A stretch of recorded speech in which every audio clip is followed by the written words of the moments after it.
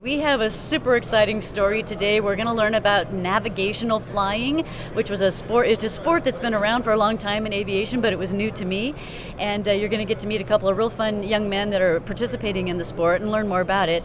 And if you watch till the very end, you're also going to get to hear about how they executed a super challenging landing in South Africa on an unfamiliar airport in the midst of the heated competition, everything that they had to overcome together and how they managed to succeed through that. So stay with us.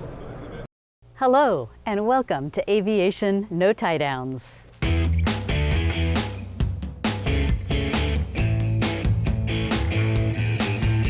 This is where we bring you interesting stories of our shared passions for the people, the business, and the adventure of aviation. They call themselves the Nav Geeks, and today you're going to get to meet Oliver Meindl and Robin Shearer, and I'm going to let them introduce themselves. Oliver, tell us about yourself. Yeah, Teresa, nice to meet you. I'm Oliver Meindl. I'm a business information systems engineer, so I deal with a lot of information, which is especially exciting because during flying it's important to manage the workflow and information in the cockpit, especially when you're in a team. Basically, I started flying in gliders, then I managed to get slowly to piston engine aircrafts, and finally I managed to do my PPL, and now I'm doing fun stuff with Robin. Yeah, being namely navigation flying. Fantastic, thank you. Yes, and Robin, tell us about yourself. Well, thank you, Teresa, for having us in. My name is Robin Shearer. I'm the pilot of Nav Geeks of our team. From a profession, I'm a light aircraft builder in the heart of Germany or Bavaria. And I started flying back in 2012, started off with gliding and, figured out that I just needed a bit more horsepower in the front. So I quickly switched over to the piston engine aircraft. Met Oliver about 2 years back and we started off in the glider club, and Oliver came up to me and said it would be fun to do a navigation flying, and I never heard of it, and I said, yeah, we do it.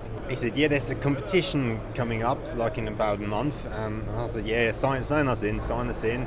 And a week before he came, he said, we really have to train now, And I was like, yeah, I think that's the point, actually. So, that was the kickoff with navigation flying for us too. Wonderful, thank you. So, can you guys describe what is navigational flying? So basically, navigational flying is trying to make the perfect flight.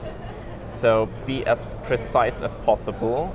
So, of course, from a locational perspective, also from a time perspective, to meet all the expectations of the competition, which have different disciplines. So we, of course, have the time. So you have a tight schedule where you have to meet certain points in time, which means about plus minus 2 seconds.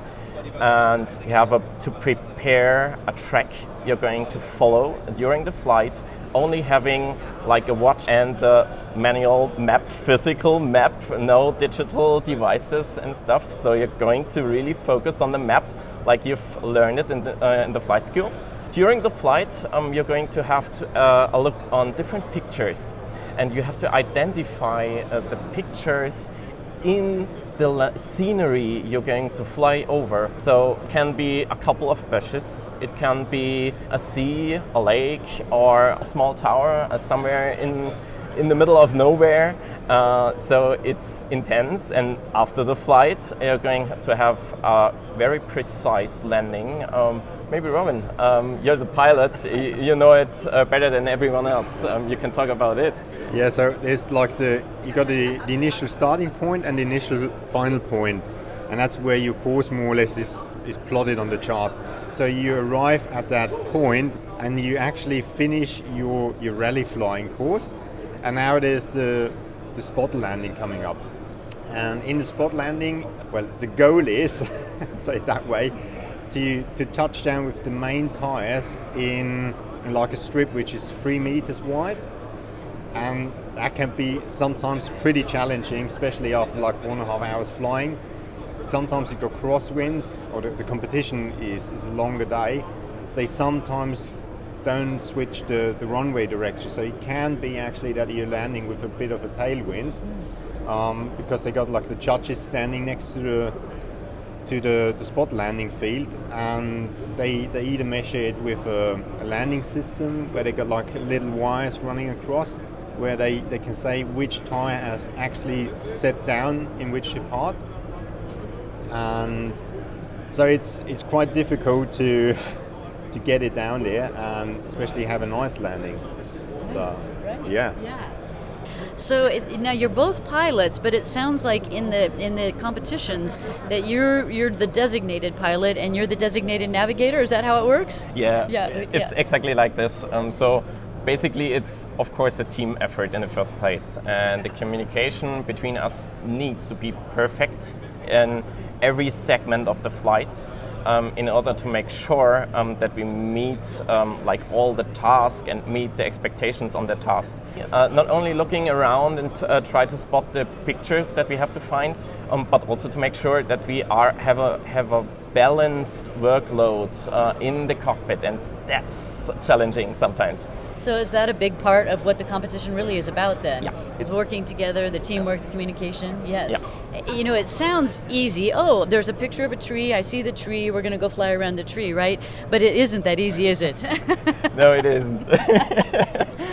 We discuss a lot within the cockpit, and the trade-off is whether we have to discuss certain points or not, because discussing also adds workload on each of us.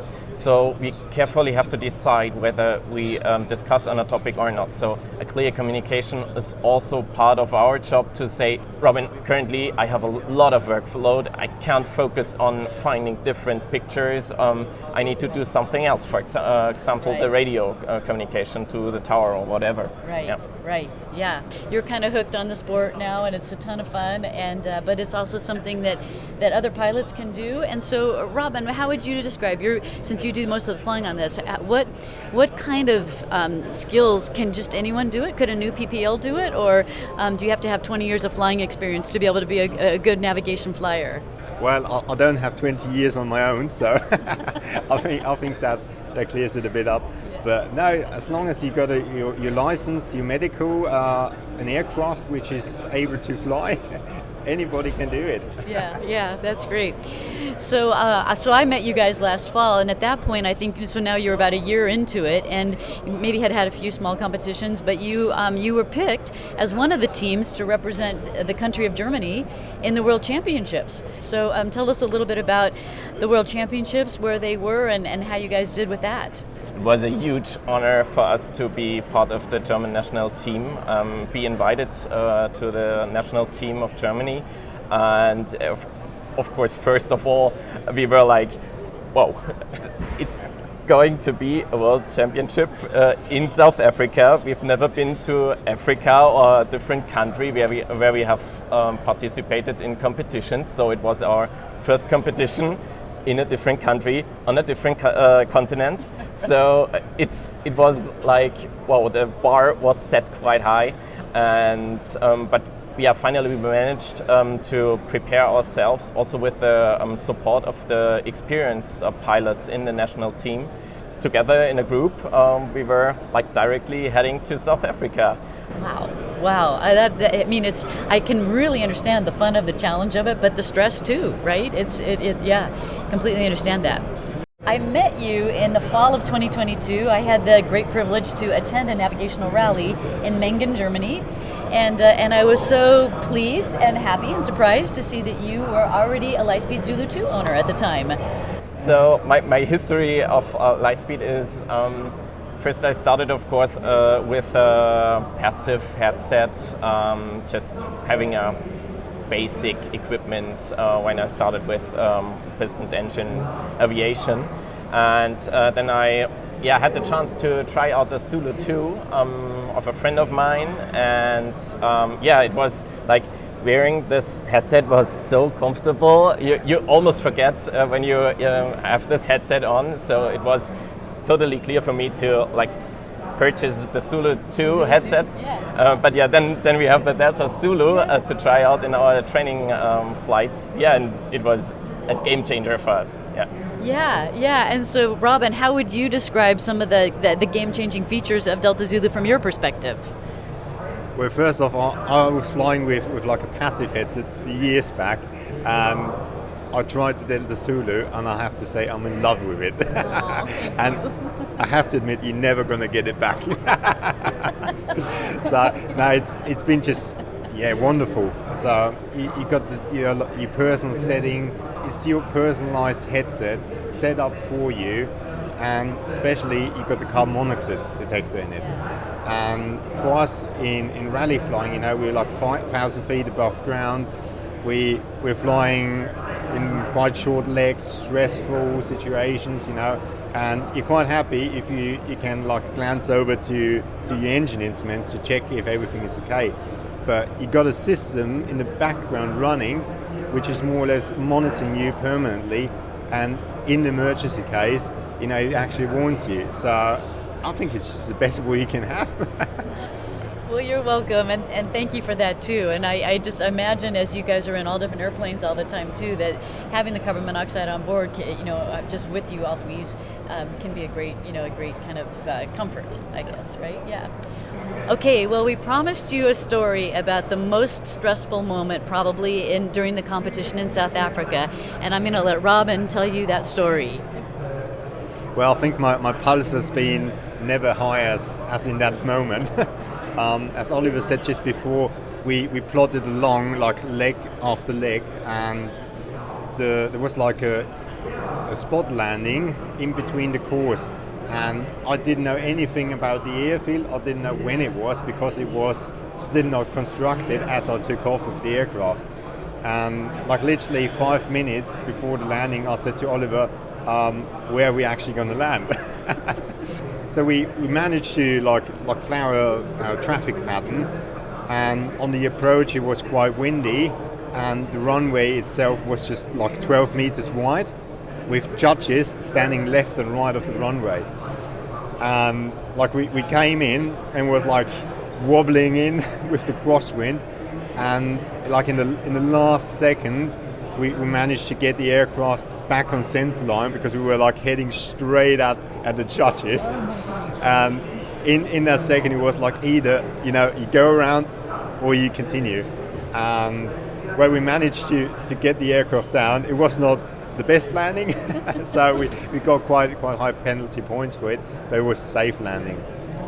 Oh, thank you for that story. That's so, I can just imagine the tension, and just a great example of what the teamwork can do too, right? Oliver's there trying to, as a pilot too, he understands what you're going through. I mean, you're both in that thing together, right?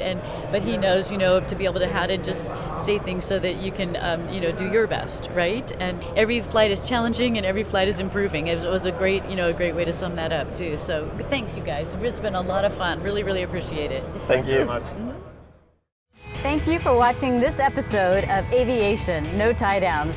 Now, let's go flying.